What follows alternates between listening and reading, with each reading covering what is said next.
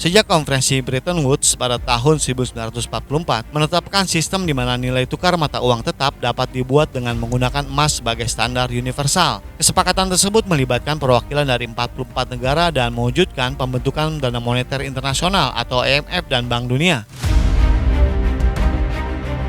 Pada saat itu ekonomi dunia sangat goyah dan negara-negara sekutu berusaha untuk membahas dan mencari solusi atas masalah yang melanda pertukaran mata uang. And the American economy is by far the strongest in the world.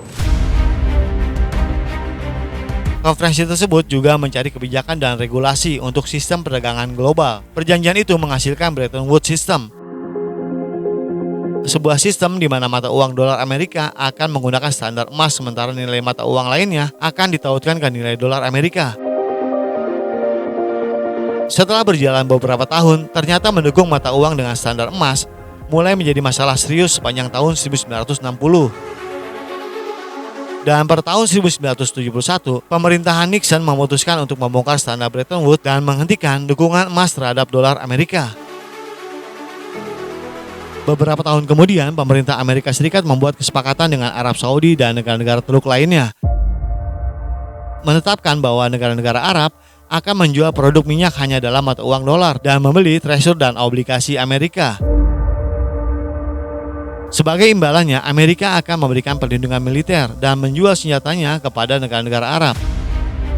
Semua negara harus memiliki cadangan dolar Amerika untuk membeli minyak, maka diciptakanlah sistem petrodolar yang menjadikan dolar Amerika sebagai mata uang global. Menjadi mata uang global membawa beberapa keuntungan bagi pemerintah Amerika Serikat, tidak hanya ekonomi, tetapi juga geopolitik. Pemerintah Amerika dapat mencetak semua uang yang mereka inginkan, dan biayanya akan ditransfer ke seluruh warga dunia, tidak hanya untuk warga mereka sendiri.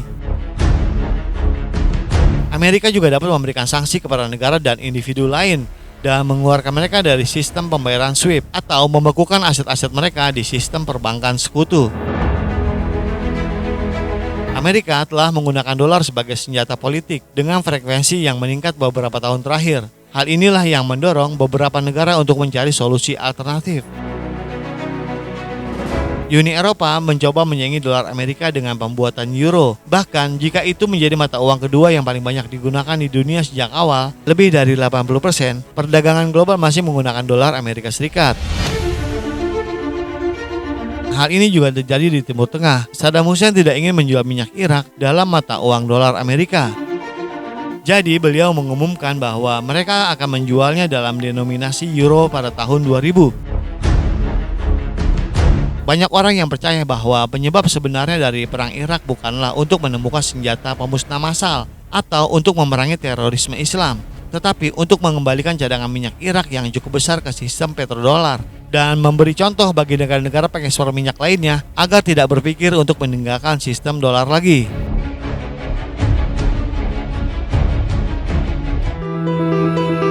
China adalah negara yang tidak ingin bergantung pada dolar Amerika Serikat. China mencoba mengangkat mata uang mereka, yuan, dari sudut lain.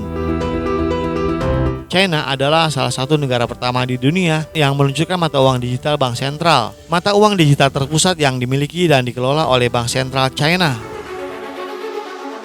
China juga menggunakan e-yuan digital pada proyek BRI-nya, di mana mereka menginvestasikan sejumlah besar uang dalam proyek infrastruktur di seluruh dunia. Dan semakin banyak negara-negara mitra dagang China untuk melakukan lebih banyak perdagangan di e-yuan. Ini akan memberikan China lebih banyak pengaruh ekonomi dan politik. Apapun itu, ketegangan dan persaingan antara China dan Amerika Serikat akan menjadi pertempuran geopolitik utama selama beberapa tahun dan dekade ke depan.